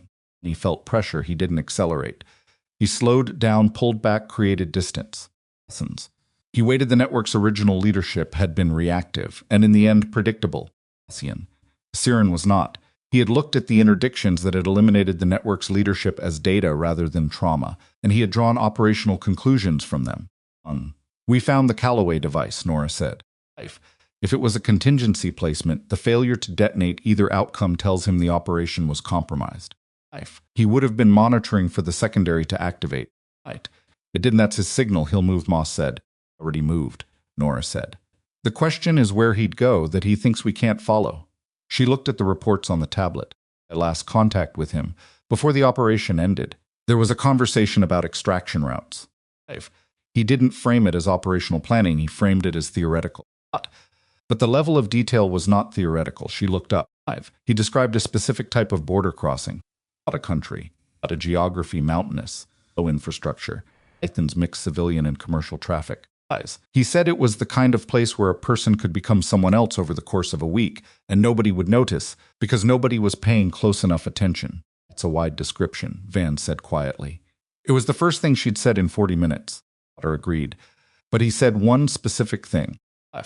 The crossing had a medical checkpoint. She paused. He said he respected medical checkpoints because the people who worked them were trained to look for physical illness, not for the kind of things he carried. It was a structural gap. She looked at Reyes. If he's moving, he'll look for a crossing with a medical checkpoint. Because in his mind, that's a weakness in the system. He doesn't know that I filed this. Reyes was already reaching for her second phone. The next hour moved at the pace that serious operations move when they have found their thread, fast and focused, and without the wasted motion that came from uncertainty. Took the description Nora had given and began cross-referencing it with geographic and infrastructure data. Coordinated with the border division through the regional office. Managed the communications flow so Reyes could stay on the analytical calls without also fielding the logistics questions. Nora sat at the table with the decrypted reports and answered questions when they came to her and tried not to think about the fact that she had been suspended from her hospital job 6 days ago because that felt far from this room, and also, in a specific way she wasn't prepared to examine yet, strangely connected to it. The same pattern running at different scales, the same instinct to reduce someone to their most visible surface and stop looking. 120. That night, Van found it, 3 crossing points, met the full description, was immediately eliminated because its medical checkpoint had been closed for renovation for the past 8 months. The second was viable but had infrastructure characteristics that made sustained low-profile movement difficult. Third, a mixed commercial and civilian crossing in a mountainous border corridor had a medical checkpoint staffed by civilian personnel, moderate traffic volume, and a documented history of customs irregularities that suggested the kind of administrative noise in which a careful person could move without standing out. That's the one, Nora said when Reyes showed her the analysis. You're confident. I'm not confident. I'm assessing based on documented behavioral pattern. She looked at the crossing information. He's patient. He won't go tonight. He'll wait until the next natural traffic cycle, commercial deliveries, typically early morning. She paused. If he follows the pattern I documented, he'll have a medical scenario prepared. Something that explains his presence at the checkpoint in a way that uses the system's own assumptions against it. He may present as a patient. He may present as medical personnel. He won't expect us to be looking for that specifically. He won't. The conversation existed, she said. Looked at her for a moment. Then she made the call to the border division. Operation to position at the crossing would take several hours to execute properly, and Reyes was clear-eyed about the fact that it might not work. A siren had been operational for 3 years since the network was supposedly eliminated, which meant he had been moving and adapting for 3 years without being caught, which meant he was good, possibly better than the behavioral analysis suggested. But the analysis was what they had, and it had come from the most complete record of his behavior available, and so they would work with it and see. What happened in that corridor was not Nora's to see in real time. She was not in the field. She was a civilian nurse with a suspended hospital badge, sitting in a converted warehouse in Callaway, and when Reyes told her at 1:15 in the morning that the operation was in motion and that Nora should go home and try to sleep, she understood that this was both a practical statement and a boundary being drawn, and she accepted it. She drove home. She did not sleep. Or not much. She lay on her bed in the dark and listened to the city outside and ran the contact reports through her mind in the ordered way she could not stop her mind from doing, checking for gaps, for things she might have said imprecisely, for the places where her memory had been serving as inference, and whether the inference had been sound. At some point before dawn she did sleep briefly, and when she woke the light through the window was gray and thin, and her phone had 2 missed calls, both from Reyes's number. She sat up and called back. He was there, Reyes said. She waited. He presented as a logistic coordinator with a documented medical condition, respiratory, with paperwork that was good enough to pass a civilian checkpoint. He went to the medical screening station first. The border team's medical officer there identified an inconsistency in the documentation, a dosage notation that doesn't correspond to the stated condition. It slowed him down enough for the apprehension team to close a pause. He's in custody. Nora sat on the edge of the bed with the phone against her ear and said nothing for a moment. The inconsistency in the documentation, she said. What was it? Metric dosage listed for a medication that's only dispensed in imperial units at the facilities that supposedly issued the paperwork. She almost said something about that, about how medical documentation errors were specific in the way that other fabrications weren't. How someone with Sarian's operational skill had still gotten that wrong, because medical knowledge operated on its own internal logic that was hard to convincingly fake from the outside. But she didn't say it. It didn't need saying, all right, she said. Reyes used her first name, which she hadn't before. You gave us last night. The contact reports, the behavioral analysis, the crossing description. That's what made this possible. A pause. I want you to know that's going in the record. Clearly, she looked at the gray light through the window. Thank you, she said. She made coffee. She sat at the kitchen table with the legal pad and looked at the names she had written there, Collar, Slater, Fenn, and the words she had crossed out next to each of them. She didn't add anything. She didn't need to. What she didn't yet know was how fast the other part was moving. The federal inquiry into Collar and Slater had not been waiting for the border operation to conclude. It had been running in parallel with the specific momentum of an investigation that had good evidence and clear jurisdiction and no reason to slow down. Body camera footage had been reviewed by 3 separate parties: the Federal Legal Affairs Team, the Callaway PD Internal Affairs Division under Chief Bosch's direct supervision, and an independent oversight office that had been brought in by the city's legal counsel when the federal involvement became clear. All 3 reviews had reached the same conclusion. The footage showed without ambiguity that Collar had confiscated Nora's hospital badge, while simultaneously stating in his report that she had been unable to provide employment verification. It showed the vehicle search conducted without consent or proper probable cause documentation. It showed the cuffing procedure, the excessive pressure, the specific grip on her arm that had left the bruising her discharge paperwork from the precinct had documented.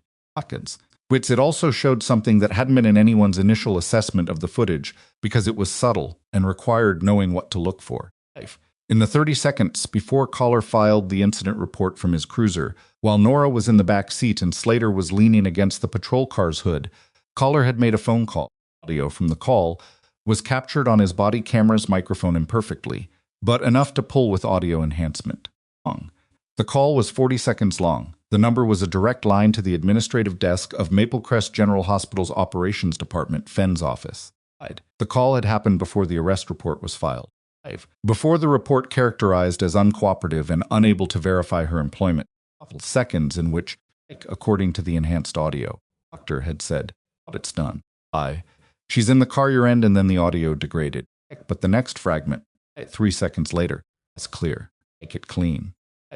The Independent Oversight Office's report, when it was issued the following morning, used the phrase coordinated misconduct twice in its executive summary.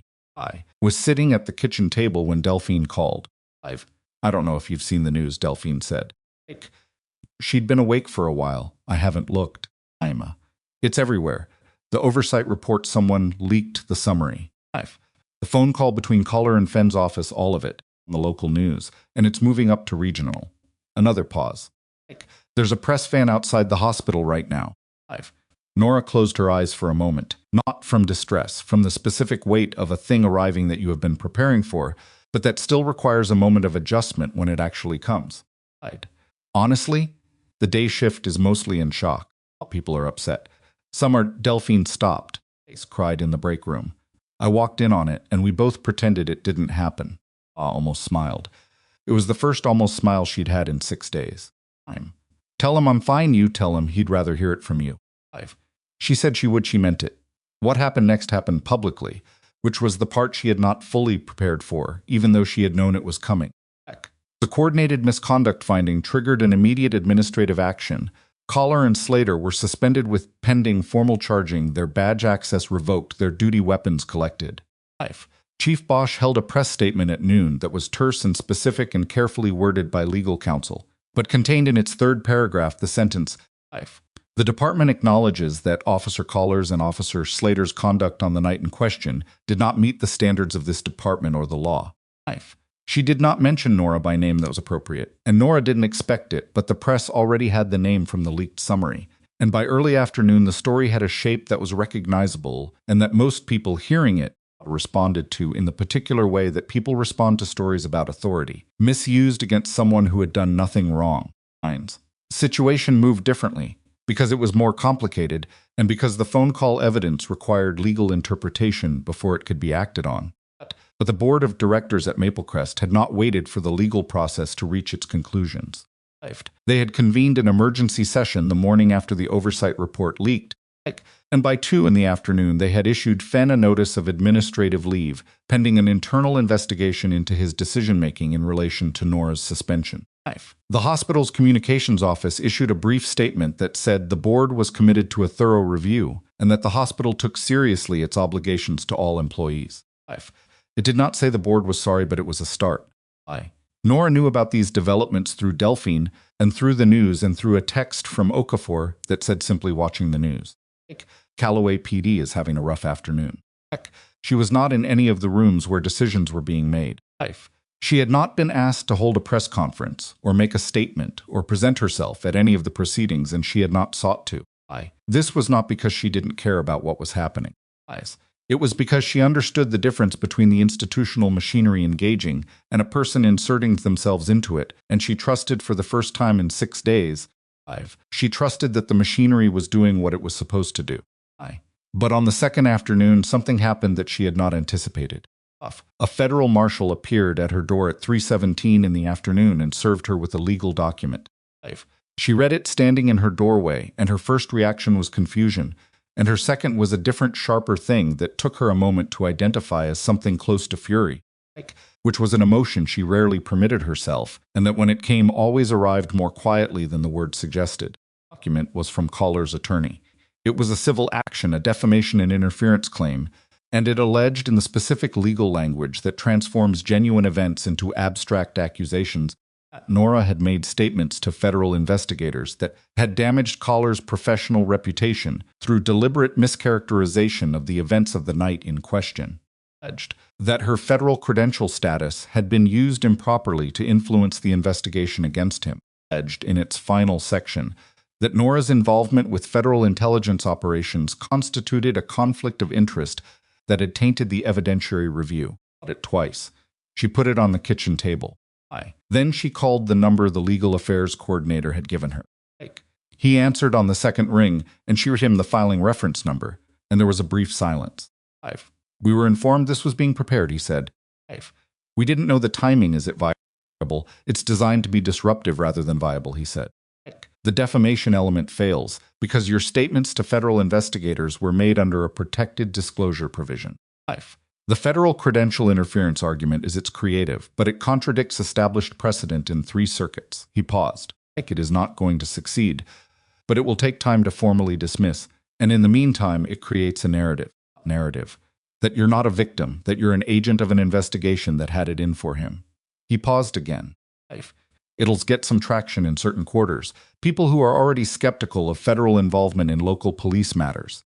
People who are looking for a reason not to believe the camera footage. She stood at the kitchen window and looked at the street outside. Ordinary afternoon light, a kid on a bicycle, 2 neighbors talking over a fence. How do we respond? She said. Right now we don't. We let the dismissal process run. In the meantime, he stopped. Commander Reyes asked me to tell you something when this arrived. She said, tell her we're prepared to file a full credential disclosure as part of the dismissal motion. You'll understand what that means. Understood. A full credential disclosure in the dismissal motion would mean Nora's actual service record, not a redacted summary, but the verified operational record entered into the legal proceedings as evidence of her standing. It would mean every qualification, every citation, every year of her classified service placed into a public legal document in response to caller's attorney's claim that her federal status was a questionable conflict of interest. It would mean everyone would know exactly who she was. She had spent 6 years building a life that did not require that. She stood at the window for a long time. The kid on the bicycle had disappeared. The neighbors had gone inside. That I'll make that decision after I've seen what the dismissal motion can accomplish without it. Of course. She hung up.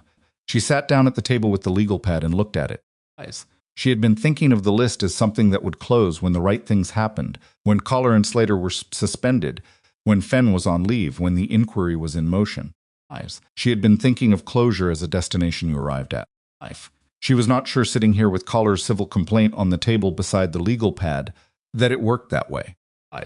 She went to bed early and slept badly, not because she was frightened, but because her mind kept returning to the contact reports, to SRN in custody, to the crossing, to the medical documentation error, and to the question she hadn't asked Reyes, which was what Saren had said when he was taken, and whether he had said anything about the people who had assembled his devices, and whether any of those people were still in Callaway.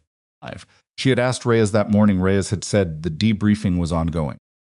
She had said Nora would be updated when there was something to update. That had been 14 hours ago. At 2:13 in the morning, her phone lit up with a message from an unknown number, not the federal liaison, not Reyes, not Moss, not anyone she knew. The message was 4 words. It said, "You should check outside." She lay still for a moment, looking at the message. Then she got up. She went to the window and looked out at Dunmore Street, dark and quiet, the street light making the wet pavement shine.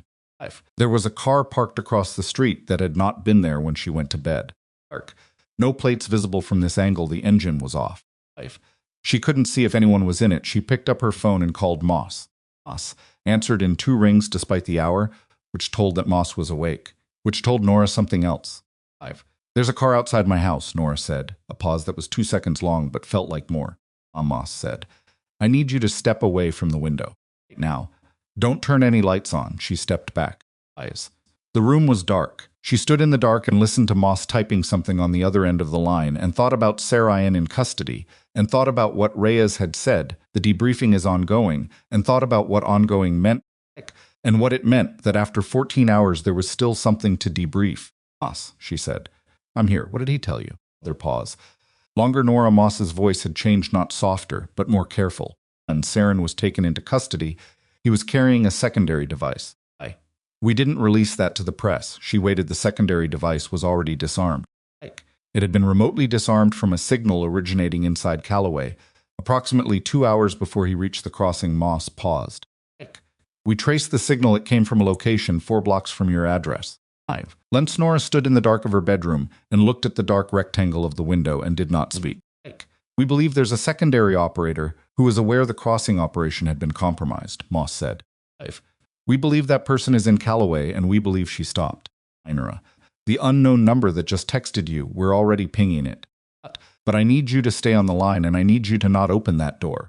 Outside, the dark car across the street sat still in the rain-wet light of the street lamp, and Nora stood in the dark of her house on Dunmore Street, holding a phone against her ear.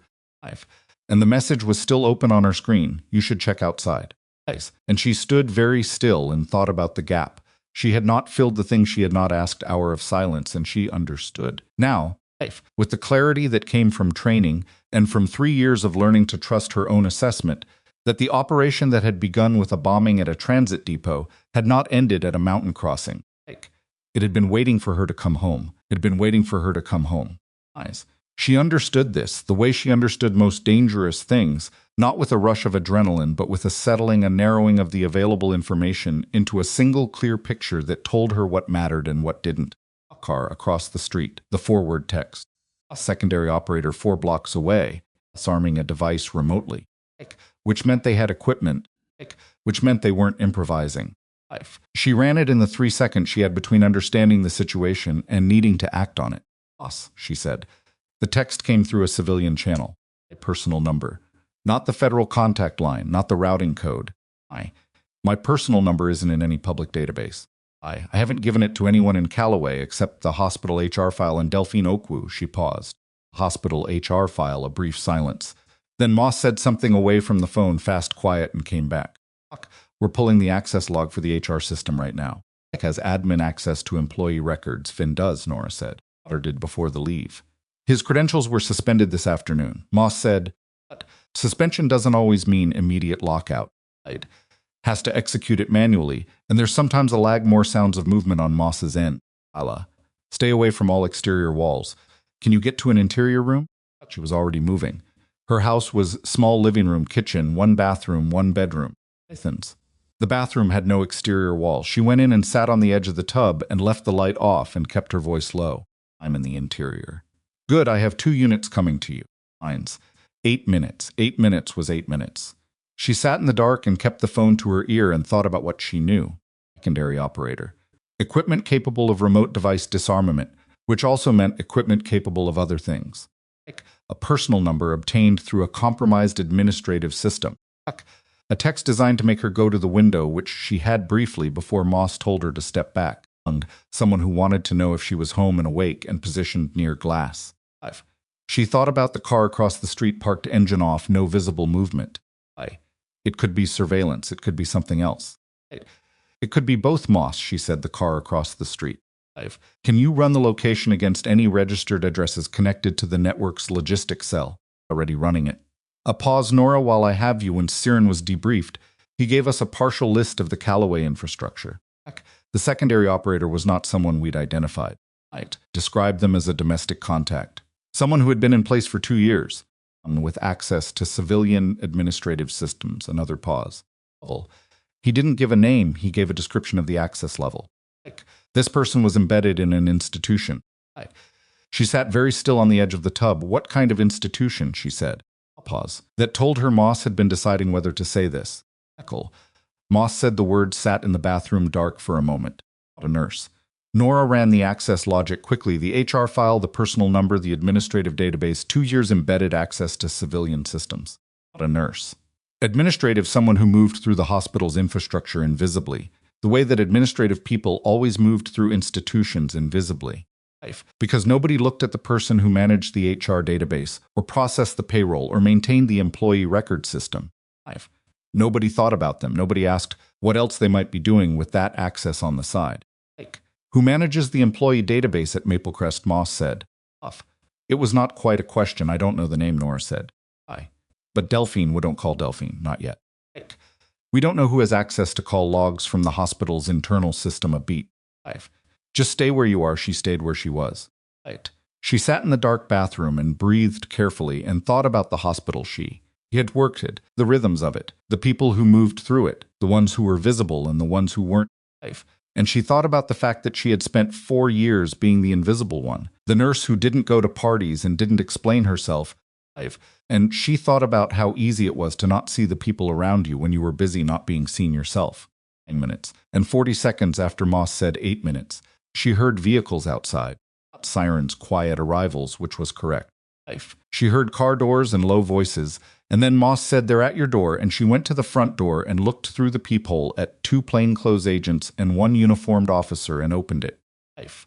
The next 40 minutes were controlled and efficient and not at all smooth, because real operations under time pressure were never smooth. One of the agents tripped on her porch step. The radio communications had feedback interference twice, and the first attempt to run the car's registration came back with a database error that took 6 minutes to resolve. But at the end of it, the car across the street was registered to a shell company that traced through 2 intermediate entities to a logistics address that matched one of the fragmentary signals from the past 14 months. And the car itself, when the agents approached it, was empty. Whoever had been in it had gone, which was in some ways worse. Gone meant moving. Gone meant the situation had changed. Boss called her.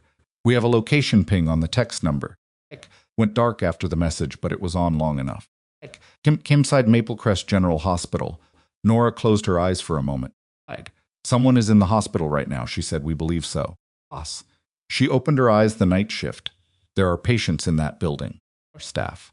"I know we're coordinating with hospital security now. I need you to stay." "You need someone who knows that building," Nora said. Every room, every access corridor, every place a person could be that security wouldn't immediately check. She paused. "You have agents who've never been inside it." A silence on Moss's end that lasted exactly long enough for her to know Moss was weighing it honestly rather than reflexively. 5. "You come in with my team," Moss said. "You stay behind the agents. You don't enter any space before they've cleared it. If I tell you to stop, you stop." Agreed. She got into the car. Maplecrest General at 2:40 in the morning had the particular quality of a large building running on a reduced version of itself, corridors lit to half their daytime brightness, the day shift's ambient noise replaced by the quieter, more measured sounds of night care. Nora had worked hundreds of night shifts here. She knew how it breathed.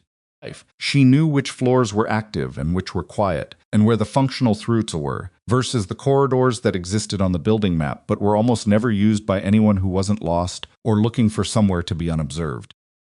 She told Moss' team about the unobserved corridors first. There were 3: a service passage on the sub-basement level that connected the building's east and west utility systems, a corridor on the 4th floor that ran behind the radiology suite and was technically part of the imaging department's maintenance access, and a stairwell in the building's original 1970s structure that had been partially enclosed when the east wing was added, and now emptied into a small landing that most of the current staff didn't know existed. She described them clearly with door codes where she knew them, and Moss's agents moved. The hospital's security team had been quietly alerted and was running parallel sweeps. Patients were not being disturbed. The decision had been made to keep the response invisible, for as long as possible, to avoid panic, to avoid tipping whoever was in the building that the building was aware of them.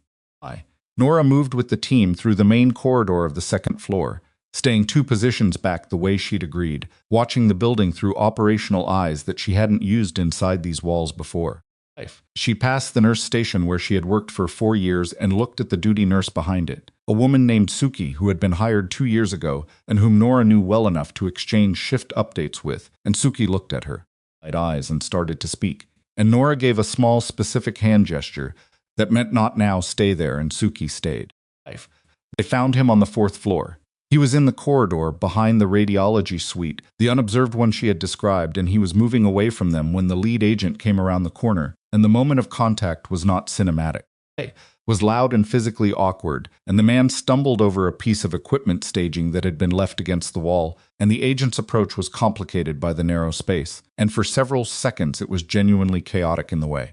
Physical confrontations in corridors always were. But there were 4 of them and one of him, and he had not been expecting the fourth floor specifically to be where they would be. He was on the ground and secured within 90 seconds. Nora stood at the end of the corridor and looked at him. He was in his 50s, unremarkable. In appearance, the specific unremarkability of someone who had spent 2 years practicing it, she thought. She didn't recognize him. She had passed this man in a hospital corridor, possibly many times without registering him as anything other than background. That was the point. That had always been the point. Moss appeared beside her. "We'll need you to formally confirm you don't know this individual," Moss said. "I don't know him," Nora said. "But I think someone at the hospital does. Above the clinical staff level. Someone who had access to the administrative system." Moss looked at her Fenn. "I don't know if Fenn was a knowing participant or a compromised one," Nora said carefully. "There's a difference. Someone with database access and 2 years of time could obtain a lot without the institution's knowledge." She paused. "But the access log for the HR system will tell you when my file was pulled and under whose credentials." That's the answer. The access log told them. 40 minutes later, sitting in Maplecrest tea office with a department head who had been woken at 3 in the morning and was still in the process of understanding what was happening in her building, the file containing Nora's personal contact information had been accessed at 11:52 the previous evening, under credentials belonging to a system administrator account registered to a name Nora didn't recognize, which had been created in the hospital's system 19 months ago during what the records showed as a routine IT expansion. The account had been used sparingly occasionally enough to avoid triggering activity alerts, frequently enough to maintain access. It had never been used for anything that tripped a security flag. It just existed quietly for 19 months, doing the minimum necessary to stay invisible. 2 years embedded, Saren had said 19 months of documented access. The gap between those numbers, the first 5 months, was the setup period. It took to get inside, get credentialed, get quiet. Nora stood in the IT office and looked at the access log and thought about 19 months of her own employment records, sitting accessible to someone she had never known about, and thought about the particular violation of that, which was different from the violation of a traffic stop, but not unrelated in its fundamental shape. Someone had decided she was a resource without asking. Someone had decided her information was available to be used. Neither of them had looked at her as a person before making that decision. She was getting very tired of that pattern. The man from the fourth-floor corridor was in federal custody by 4 in the morning. The account was frozen and forensically preserved. The access logs was in the investigation file. And somewhere across the city in a holding facility, Nora didn't know the location of. Saren was in a room where people with the right clearances were asking him specific questions. And the answers were pulling threads that had been loose for 3 years. Moss drove Nora home at 4:30. "Get some sleep," Moss said. "For real this time. I know I mean it. There's nothing you need to do in the next 6 hours that we can't handle." Nora looked out the passenger window at the city moving past in the early morning dark. "The civil complaint from caller's attorney," she said. "Has the dismissal motion been filed this morning?" A.M. Moss glanced at her. "The decision about the credential disclosure, have you thought about it?" She had thought about it for approximately 18 of the past 24 hours in the spaces between everything else. "Pilot," she said. Moss looked at her. "You're sure?" "He filed a claim that says my federal credential status was a conflict of interest that tainted the investigation." She kept her eyes on the window. "The dismissal motion needs to show what that credential status actually is. It represents." What I did a pause. "If I was going to keep it sealed, I should have thought about that before I went to a blastosite and talked to federal agents." She let a beat pass. "And before I told Carver how to disassemble the device. And before I opened the contact reports, I've already made the decision. I just hadn't named it yet." Moss was quiet for a moment. "All right," she said. "I'll tell Reyes. She slept for 6 hours. When she woke, the light through her bedroom window was real morning light, full and direct, the kind that came with a clear sky, and she lay in it for a moment before getting up, which was something she rarely allowed herself. She made coffee and stood at the kitchen window and looked at the street, which was just a street, ordinary and quiet, no dark car, no unfamiliar vehicles, just Dunmore Street on a Thursday morning. She picked up her phone. The news had moved. The story had grown in the hours she'd been asleep, fed by the overnight arrest at Maplecrest, which the hospital's communications office had confirmed in a brief statement that said an individual had been apprehended on hospital grounds in connection with a federal investigation, and which had connected in the press, already running skin story about Collar and Slater and Fenn, And what had been a local police misconduct story had become something larger and more complicated, and she suspected more accurate in its complexity than any version of it that was going to appear in any single news report. She did not do interviews. She had been asked by 2 local outlets and 1 regional one, and she declined all 3 briefly and without explanation, because she understood that the story that needed telling was being told through the legal and institutional channels where it would have actual consequence, and that her speaking to a camera would mostly serve the camera. There were things she needed to do instead. She drove to the hospital, to work. She was still technically suspended, and that status had not been formally lifted.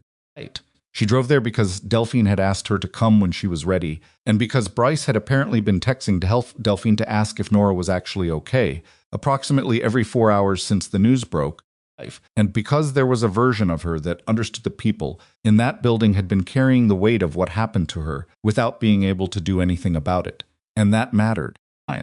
She walked in through the employee entrance with her suspended badge, which the security guard at the door looked at and then looked at her, and then stepped aside without saying anything. She went to the 2nd floor. She walked past the nurse's station, and Suki looked up from the previous night's chaos aftermath expression and said quietly, "Hey, Nora," in the tone of someone saying a great deal more than 2 words. Caution, said, "Hey, back." She kept walking the break room, and when Nora came through the door, Delphine stood up from her chair and crossed the room in 3 steps and hugged her, which was not something Delphine typically did. And Nora stood in it for a moment and allowed it, which was not something she typically did, and neither of them said anything for a few seconds. "You look terrible," Delphine said when she stepped back. "I haven't been sleeping, I know. I also know what you've been doing instead." Delphine looked at her steadily. Over. Most of the legal part has a long way to go," Nora said. "I'll take time the federal side," as she paused. "The federal side isn't mine to describe," Delphine nodded. She looked like she wanted to ask more and was deciding not to, which Nora appreciated. "Ace is on shift. I know you told me. He feels guilty that he couldn't do anything. Tell him the badge log he helped pull was part of what started the whole thing unwinding." Delphine looked at her. Was Nora said. "Timestamp. The route from the hospital to my house." That was in the evidence review. "It mattered." She paused. "Him. Till it mattered," she stayed for 40 minutes. She drank bad break room coffee and talked with 3 members of the night shift who were still winding down from their hours, and she let people ask the questions they needed to ask and answered as much of them as she honestly could. And it was not comfortable. She was not someone for whom being the center of concern came naturally, but she stayed because she understood that some things required you to be present, even when presence cost something. When she left, Bryce was coming around the corner from the direction of supply and nearly walked into her, and he stopped and looked at her with the specific expression of someone very young who has been frightened on behalf of someone else and hasn't finished processing it. "I'm okay," she said before he could speak. He nodded.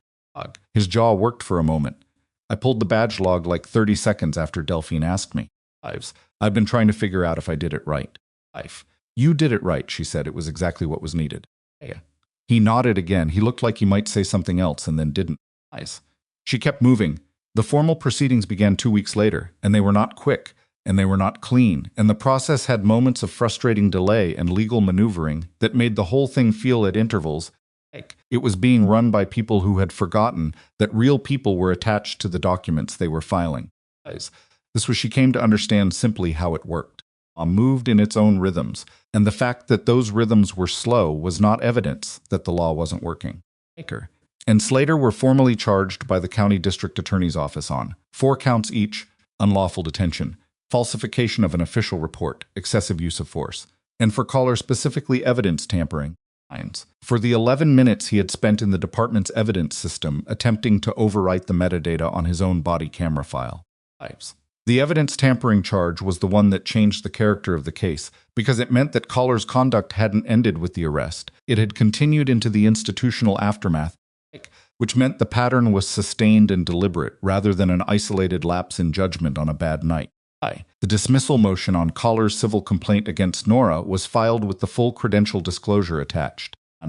Reyes signed off on the disclosure herself and submitted a supporting declaration that described in the precise language of a senior federal official making a formal statement what Nora's service record represented, what the MAR program had been, and what specific contribution Nora had made to the active investigation that had resulted in 2 arrests and the neutralization of a secondary explosive device beneath a civilian transit facility.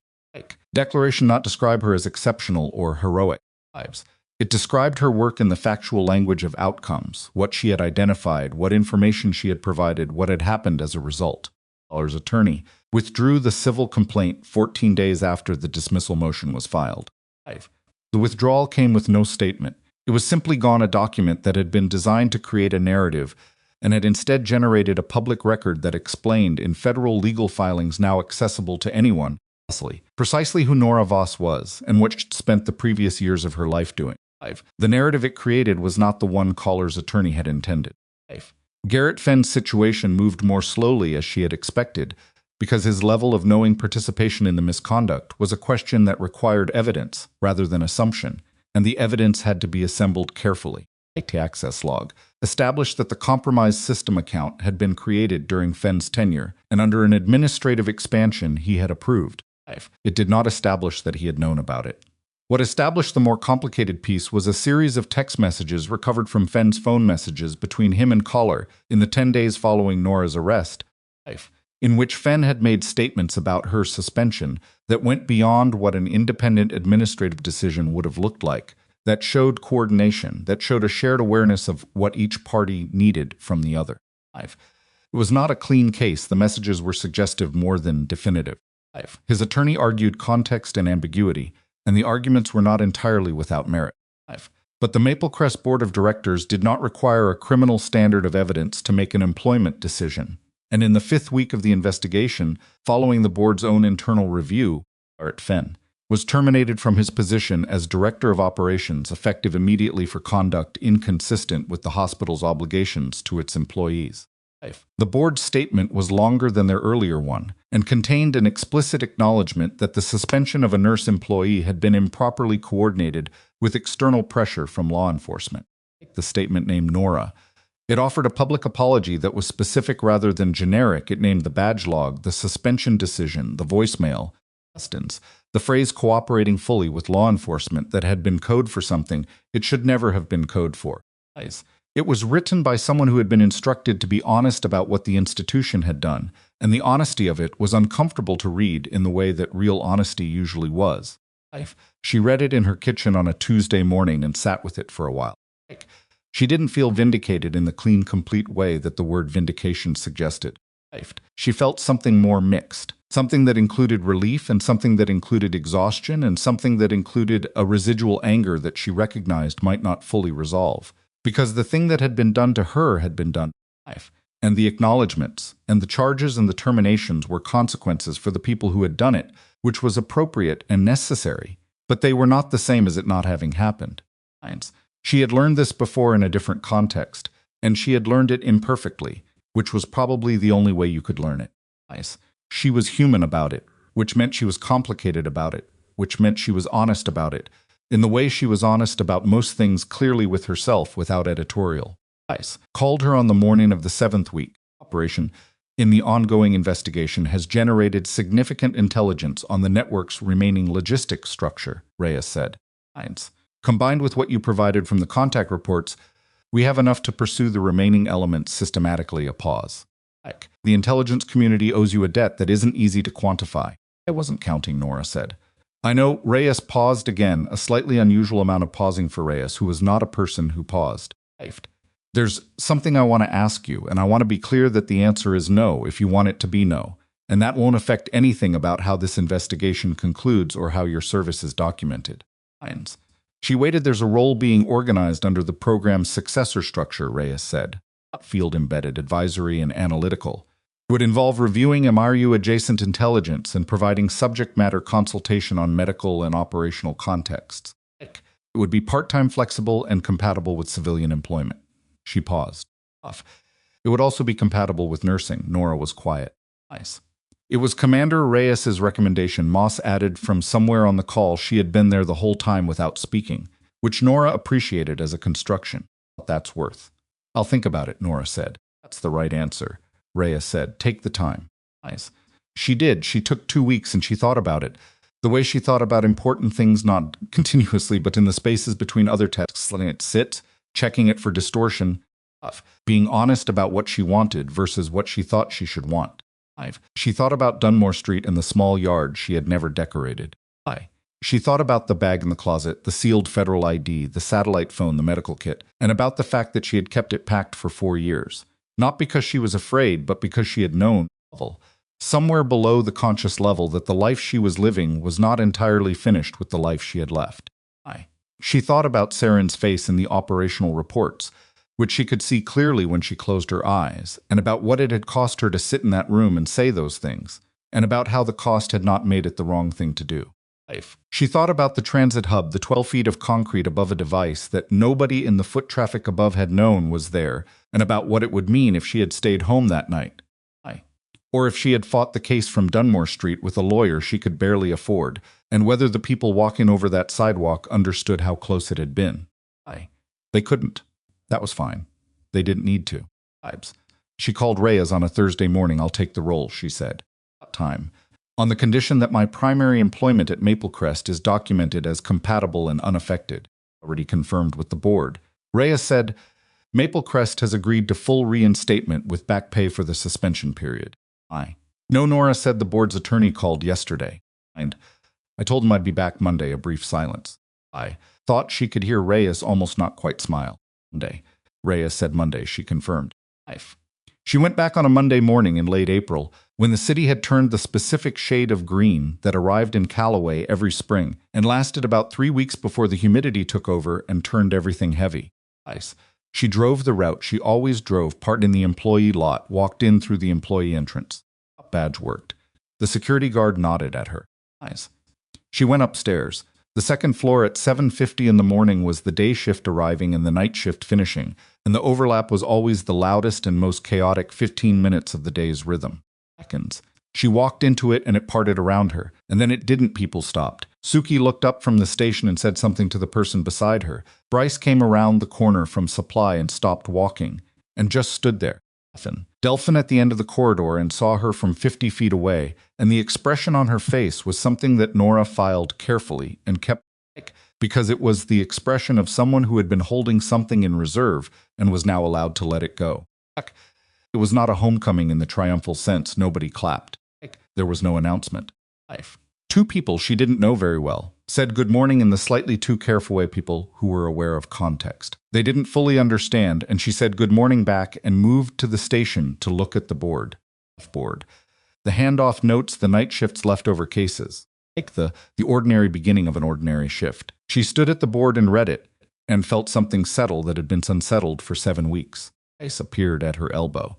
He was clearly trying to think of something to say, and not finding it, which she respected. What's the status on Bay 3, she said, pointing at the board. He blinked, look shifted immediately into the other register, the one that was just work.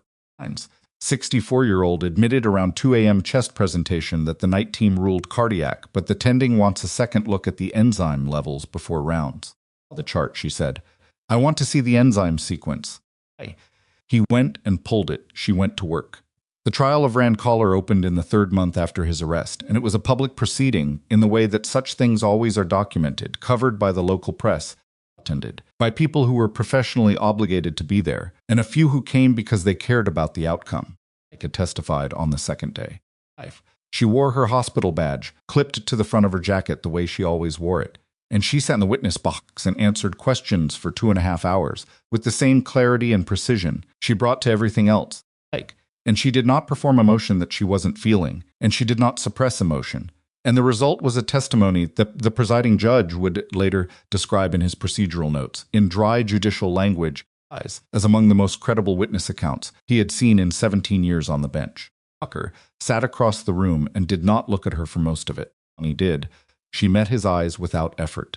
She remembered the streetlight, the metal of the hood against her cheek, his voice saying, "You have no idea who you're dealing with." She remembered thinking very clearly, in that specific moment, I know exactly who I'm dealing with. The jury deliberated for 2 days and returned verdicts of guilty on all 4 counts for Collar and guilty on 3 counts for Slater, the evidence tampering charge being Collar's alone. The sentencing was set for 6 weeks after the verdicts, And when it came, Caller received 31 months in federal custody and a permanent bar from law enforcement service. Later, received 18 months in the same bar. Their pensions, their department credentials, and their ability to work in law enforcement in any jurisdiction in the country were gone. Slater, when the sentence was read, looked at the floor. He had been looking at the floor for most of the proceedings, a different quality of not looking than Caller's less defiant, more something like genuine reckoning. She did not feel sorry for him. She did not feel triumphant about him. She felt a specific kind of tired that was different from exhaustion. It was the tiredness of having carried something for long enough that setting it down didn't produce relief, so much as a recalibration of what it felt like to stand upright. Faced a separate civil proceeding from a different jurisdiction, and the outcome there was slower but arrived at the same place. A judgment that found him liable for wrongful employment action in coordination with law enforcement in a manner that had deprived Nora of her employment rights. The damages were specific back pay compensatory damages for professional harm and a formal court record documenting exactly what he had done and why it was wrong. He did not go to prison. The evidence of his knowing participation in the misconduct had not met the criminal standard. His professional life in hospital administration was over, and the judgment was public, and anyone who searched his name would find it. She had wanted prison for him briefly in the weeks when the evidence was being assembled and the outcome was uncertain. She was honest enough with herself to acknowledge that. And she was honest enough to acknowledge that what she had gotten documented, public specific accountability, was not nothing. It was not everything. It was what the evidence supported.